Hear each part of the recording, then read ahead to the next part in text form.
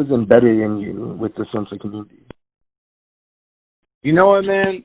For me, the reason I show so much love to Ventura and I involve it in everything I do creatively is because I feel like it's the place where I found myself.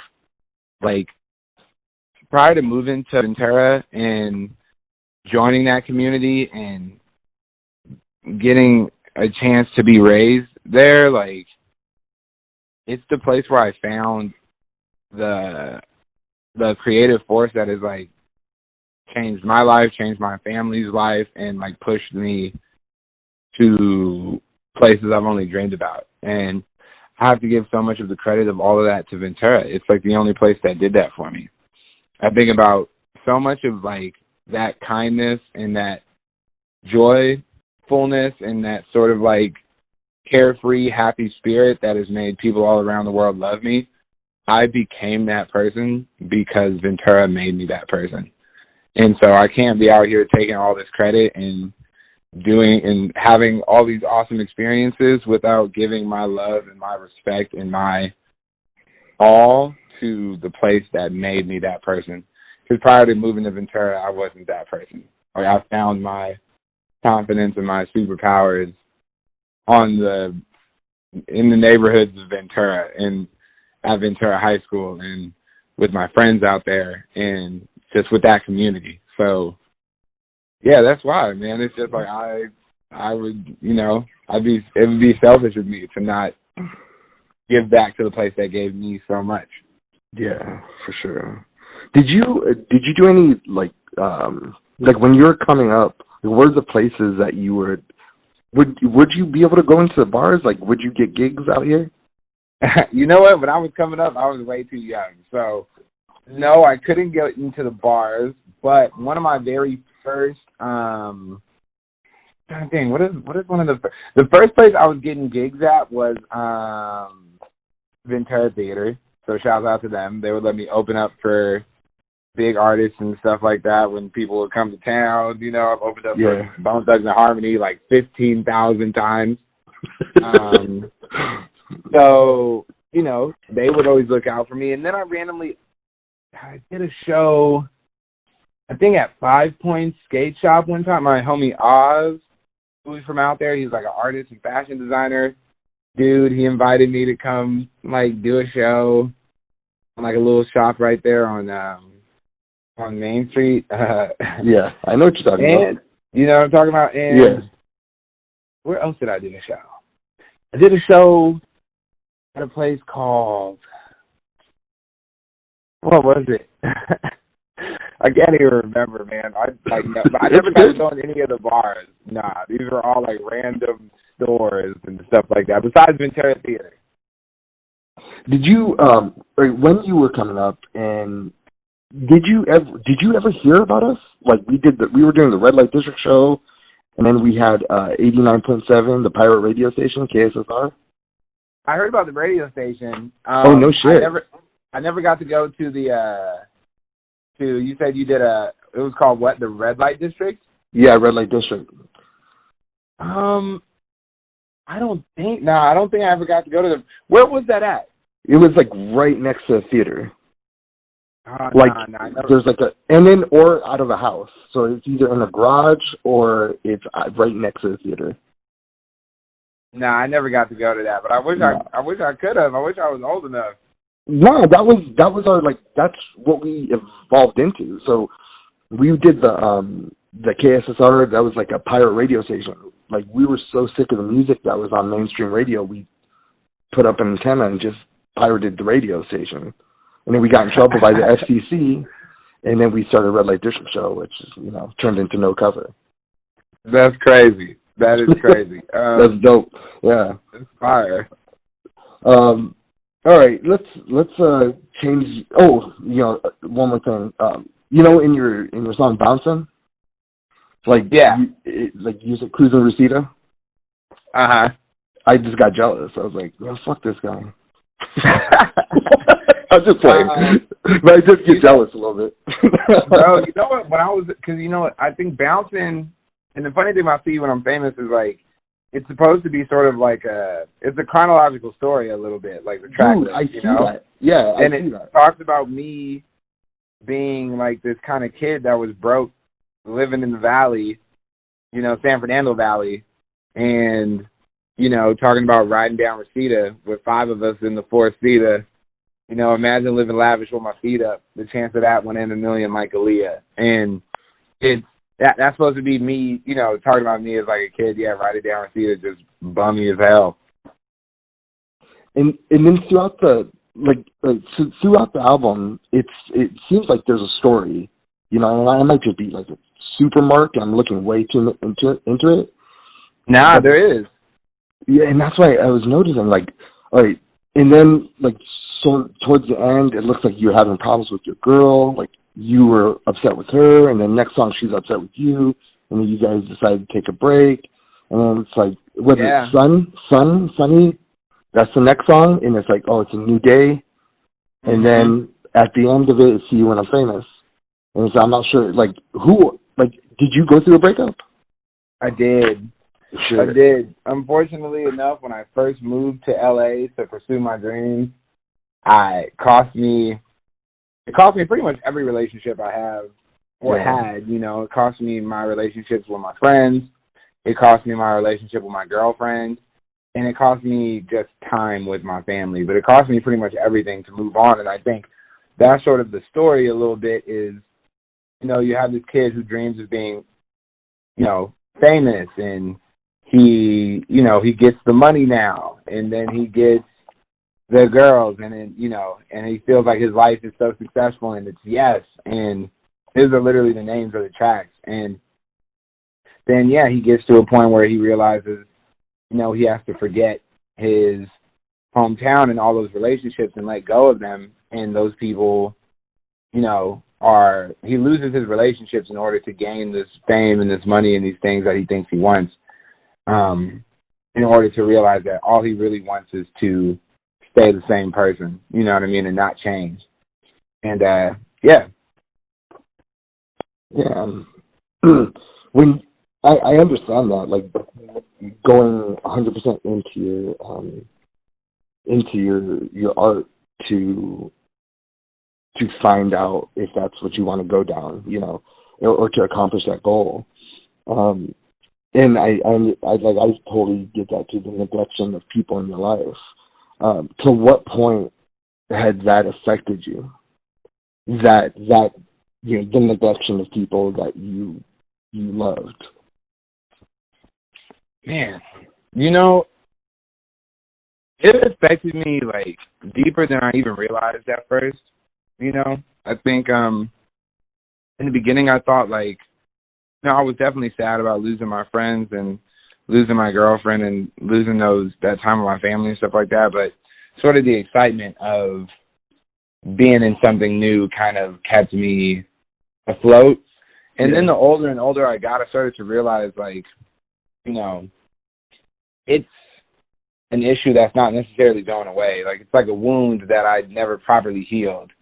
You know what I mean? Yeah. Like, still to this day, like, as a grown adult person, like, I am sad that certain things with, like, a lot of my childhood friends didn't pan out the way I wanted it to be. You know what I mean?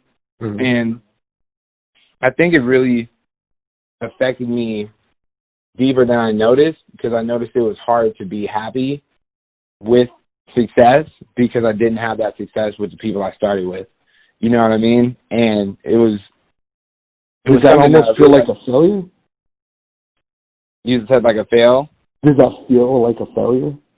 It totally did. It totally felt like, you did it, but you didn't do it, but you didn't do all of it. Like, doing it all is coming up and making it and still having those people that you grew up with around you. And because those people don't like you no more because you left to go do your thing, how much did you really do it? Which sort of like this negative thought that kept creeping into my mind, even like post iSpy and all this huge success.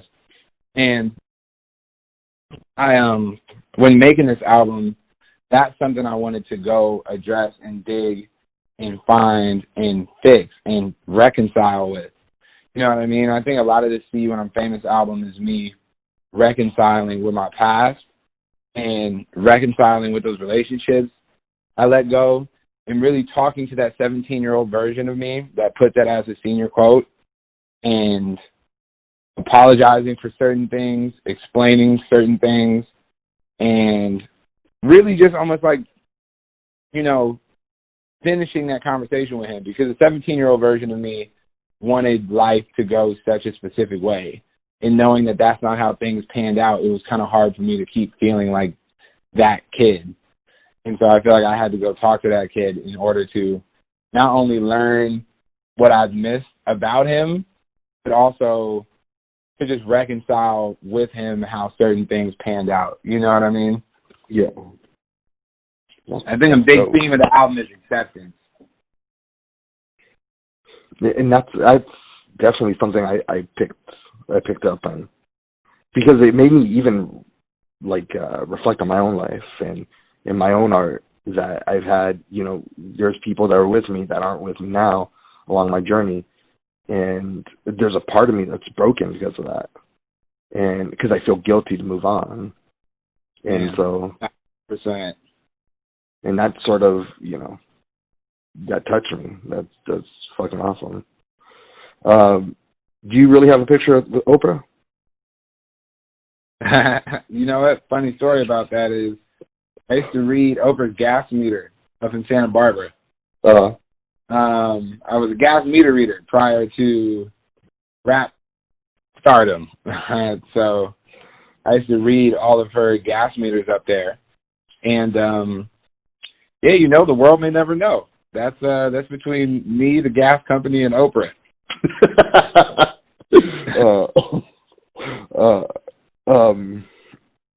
I also want to thank you for the music awards. You know, coming down there and letting us, you know, be a community with you, and it meant a lot to a lot of people that were there, and it meant a lot to me personally, especially, you know, you're real cool to my kids, and I appreciate you. Man, yo, you ain't got it, man. Thank you very much, but you don't even have to thank me for that, man. That was cool for me, bro. Are you kidding me? Like, I think it's tight, like, especially, like, growing up there and, like, having all these music aspirations and, like, really trying to cultivate something from out of there. I think people don't realize all you need is something like that. All you need is appreciation from the town, and it will make you feel like everything you're doing is the biggest shit in the world. And that's all kids want. That's all kids need. That's all people who aspire to do music or, you know, do something like that. That's all they want, is just response from their community and just a scene to build things around. You know what I mean? To feel like involved. I think there's so many talented musicians and shit in Ventura who don't pursue it because locally it's not tangible to them. You know what I mean? Like, they don't see people, like, that's why I think an award show of all things is so special, because all those kids who are from the 805 who are pursuing something that aren't going to, you know, make it to the Grammys next year. Not that, I mean, knock on wood, you can do anything at any time, but like, that superstardom seems so far away from them. If they just had like that same love and appreciation from their community, it would motivate them. It would make them strive to like work hard every single day to make it to the Ventura County Music Awards. Do you know what I mean? Yeah. And that's definitely what we're trying to do, man. We're trying to do our best to encourage people, keep them off the streets, especially, you know, we go down to Oxnard and the Avenue, just to encourage people, just to give them hope. And I think that's a gift. Hope. I think I made an ass of myself to your dad there at the war. Why? My dad? Yes. Yeah. Nah, man. Yo, if anything, my brother was in there drunk making an ass of himself. So I was like, don't worry, bro. Don't even trip. So we're running around doing things throughout the music awards, and every so often, you know, I'll stop to watch the show. You know, because you get so busy, you can't just let it slip you by. You know what I mean? So you have to enjoy the moment. So I stood there and just happened to be next to your dad. And I thought it was a different guy. And so I'm like, yo, hey, we're due. I looked him in the eye and we're due. We're due? Yes. Because I thought it was my guy from... No. Oh, my God. No. I thought it was a different dude. I'm not going to try to fight there, you know what I mean? But just like playing-wise. And then he ended up recognizing me from, Surf Rodeo. And then, but I already made an ass of myself to him. So now he's probably thinking this asshole's trying to fight me or something. Nah, you're good. Don't trip, man. Don't even trip. So just in case you heard the story, I just wanted to explain that story. Man. Go ahead. Say, don't even trip, bro. We had some people embarrassing themselves on our side, too, so it was pretty balanced. Do you call your brother ugly from Bang Bus? Yeah, I call my brother ugly, but you said from what? From Bang Bus? From Bang Bus? Yeah. What's Bang Bus? Shut up. Oh, are you talking about? I didn't know any of the people on the what are they called, like the Bang Bus Bros. Yeah. And then the dude that's driving, he always calls him ugly. Oh, his name's Ugly? Yeah. Nah, my brother's name stands for You Gotta Love Yourself. Okay. That's hella funny though. So every time I hear you refer to him in the song, I'm like, that's got to be a Bang Bus reference. I mean, I would be so legendary if I was really just shouting out just straight porno, like in my song, like in age 16 and on. What games do you play? Man, I play. Let me think. As of recently, I've been playing a majority Call of Duty, but my real specialty, my competitive specialty is 2K. No, and for my leisure, like fun time, what I've been playing recently is Civilization 6. Oh, no shit? Yeah, real nerd status, you know what I mean? No, I know what that game is. Because you probably Do you have any phone games that you play too? Nah, phone games is heavy. Once you start, I mean, I do have phone games, but that's more like you're on an airplane, the Wi-Fi cut out, and you can't go to sleep, so you need to kill time. I have those types of games, and my favorite one is for sure Crossy Road. Oh, okay. I know what you're talking about. All right, that's dope. All right, this is for my son. He's a fan of yours, and I never ask questions for my kids or anything. But he's just curious, what do you think of BioShock? Do you play BioShock? Oh, BioShock is, you know what, it's great. It's obviously a legendary game. I, randomly never got that into it because, I don't know, man. I kind of don't, I'm going to keep it solid. I'm kind of like a wuss when it comes to any game that looks like just is going to be darkness the whole time. Like, if the game looks like it's just going to be 1950s film noir darkness and just caverns and shit like that, I'm not game. No jump scares? Yeah, like I'm not playing Resident Evil and shit, you know what I mean? Yeah. I'm not playing that. But I know BioShock, but that can't, it's almost like, it's like LeBron James or something. You cannot be a fan of something but recognize its greatness. For sure, yeah. Energy. It's no secret you omit some sort of energy that most people don't have. Is there something to you spiritually with that? And if so, what is it? Man, you know, I always feel like me and God have had a very cool relationship, even though I've never necessarily been super religious. Like, I never really went to church or anything like that, but I know that, like, sort of God has been walking with me for a very, very, very long time. And I think my genuine, like, love of seeing other people happy and making other people feel calm and feel good is, like, the perfect recipe to have that energy. And so I think it comes from God. Like, God has kept me like a happy person, right? And like wrapped his arms around me, and he also made me love seeing other people happy. And I think that's like the motor that gives me that energy.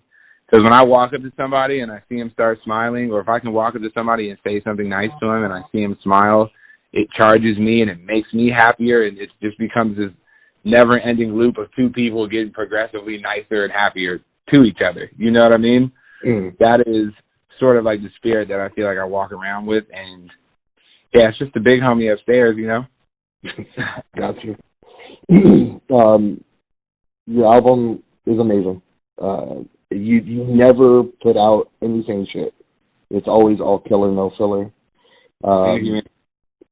And, you know, we're proud of you. You know, the city's proud of you, and we just want to say thank you. And you're the greatest celebrity to ever come from our area, like straight up. Thank you, bro. Thank you. So go get it.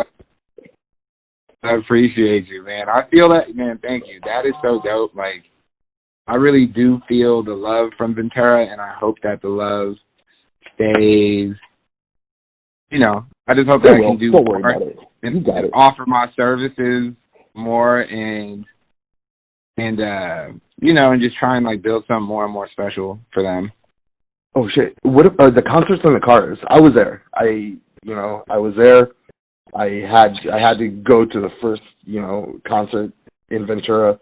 How was that experience for you? And then to see the mob of kids that just ran at the end, like how did that feel? That experience felt great, man. It felt like, how do I say, like, I have been stuck in quarantine like everybody else for all year now, and that was the first time I felt like that sort of love in a very, very, very long time. And yeah, it was special to me, man. It made me feel like, you know, like life is normal for like a split second. And it also just reminded me that that place loves her. Loves me. Sorry. Yeah, I got you. That was just, to me, that was insane. Like, cause I was in the front row. I'm there. I'm holding my daughter, and then, like, all of a sudden, like, fuck it. I heard fuck it, and then I looked behind me, and there was just fucking feet and people running, and I was like, motherfucker, that is just awesome. Like, fucking yeah, they're there, and they still got love for me, and I still got love for them. So, all right, and I'm gonna close it out with this one. Is there anything else what else is coming up for you? What does the next 3-4 months look like for you? Man, next 3 or 4 months, I'm currently just working on developing film and television and animated series and movies, and really trying to like get myself established as like a creator in that way, you know, because I feel like stories are the most powerful thing on the planet, and I think it's important that, you know, especially like minorities and people like that are able to tell their own stories. So I really want to be a filmmaker and a storyteller in that sense. And then also I got more music coming too. You know, a deluxe version of the album, and then hopefully even another album. So no shit. Cranking. Is it already filmed or recorded? The deluxe is. The other album is in the process of being made. So. All right. Dope. Yeah, that's awesome. Cool. I want to say thank you. Thank you for fucking everything. Thank you for, you know, just being you and loving our town. You know, I always mark out to you when I'm on the radio. I always say, you know, something positive about you. And good luck with life, man. And I hope to see you soon. Yo, thank you very much, bro. I appreciate you. I appreciate the love that you show me, and I appreciate, you know, the what you do for the community as well. So, yeah, man, I'm going to see you very soon. I got you, man. All right, bro. We'll talk. Thank you. All right, dog. Thank you. Peace. Bye.